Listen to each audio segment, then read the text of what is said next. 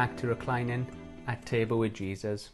We're continuing our series on the prayer life of Jesus from Luke chapter 9. And as we look at verse 28 to verse 36, let's see what we can learn about prayer as we go into a new year, into 2021.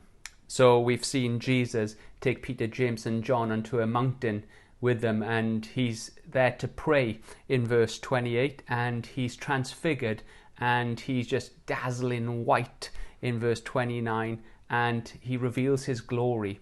Moses and Elijah turns up to talk to Jesus, but Peter, James and John fall asleep in verse 32. And what we see then is as they wake up, we now see ourselves in verse 33. And verse 33 says this: "And as the men were parting," that's Moses and Elijah, they're about to depart from Jesus, Peter says, "Master, it's good that we are here. Let us make 3 tents, one for you, one for Moses, and one for Elijah." But Peter did not know what he was saying. So what can we learn about prayer from verse 33?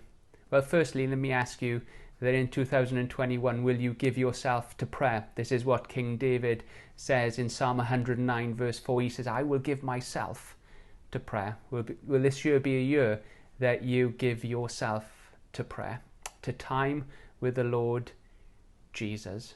Because what it says in verse 33 is that these men were departing from him. They were going back to heaven. But prayer is all about him and communion and fellowship with Jesus. So will you give yourself to Jesus in prayer this year? So what can we learn from verse 33 and the prayer life of Jesus, which will help us? Well, firstly, notice in verse 33 that the people of prayer. I was going to start with a negative and call it the penalty of prayer, because Peter, James and John had fallen asleep, and now these godly men who knew how to pray, Moses and Elijah, are leaving, and Peter and James and John lose out. Okay, there is a penalty because they were sleeping. They missed out not just on the glory of Jesus, but the wealth of prayer and depth of prayer with Moses and Elijah. But let's keep it on a positive and call it the people of prayer. Both Moses and Elijah were known as men of prayer. Both of them regularly held their hands up in prayer. They were fervent men in prayer. And we should look to spend time with Moses and Elijah as Peter, James and John were learning how to pray.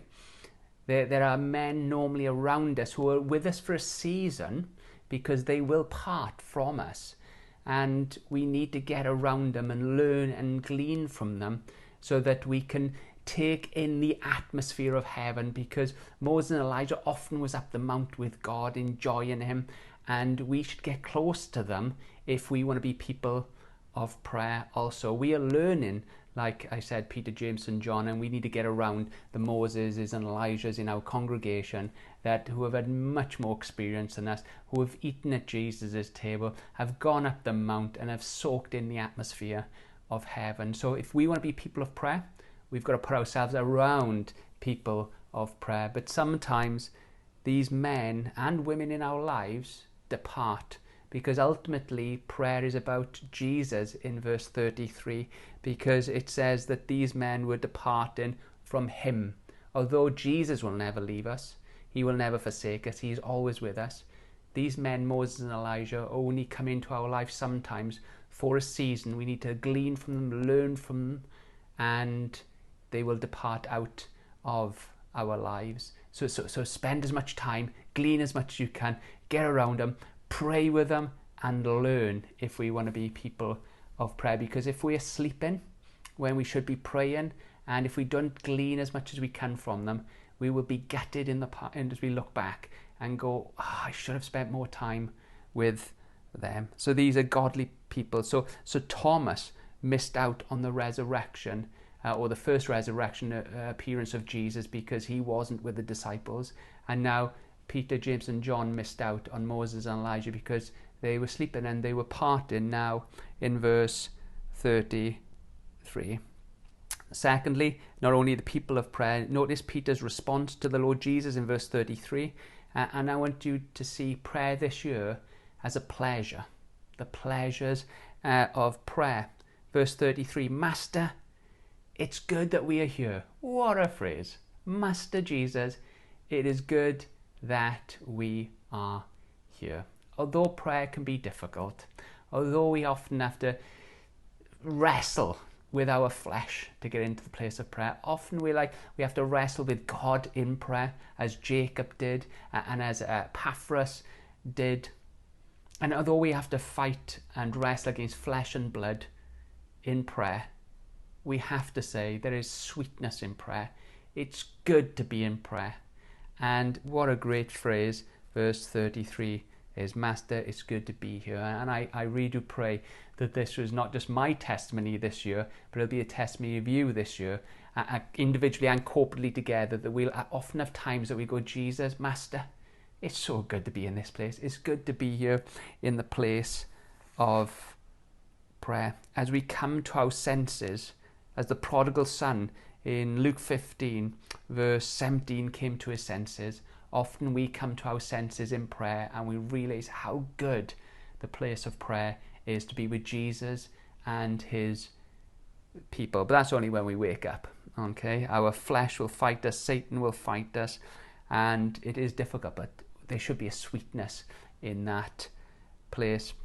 I was thinking about that parable that we're looking at as a church in Luke 16 about the rich man, and he's in hell and he's calling out to Abraham. And in verse 25, Abraham says to him, you received your good things in life.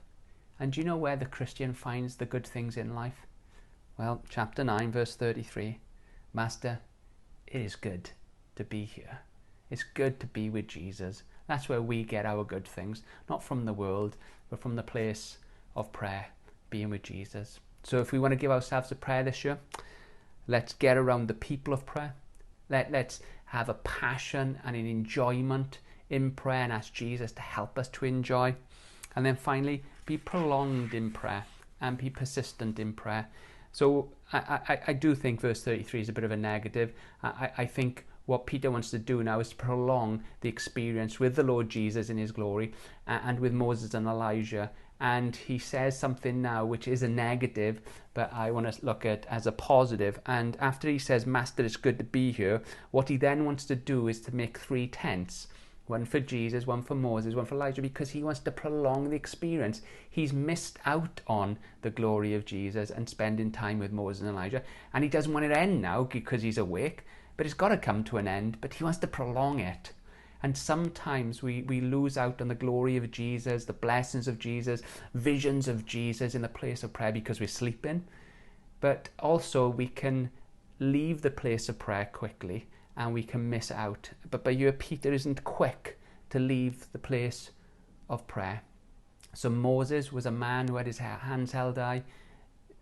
Elijah was a man who was fervent and persistent in prayer. And Peter would learn not to run away from the place of prayer, to be awake there, but not to leave there too quickly, because he wants to sustain and prolong that experience by building 3 tents. So don't let us be a people who want to leave too quickly the place of prayer this year. So if you want to give yourself to prayer this year, join me, please. Let's put ourselves around the Moses and the Elijahs, those people of prayer. Let's be passionate and enjoy it and say, Master, it's good to be here. And let's not be quick to leave the place of prayer before we get a blessing. So may the Lord bless you as you listen to this video and throughout your day. Amen.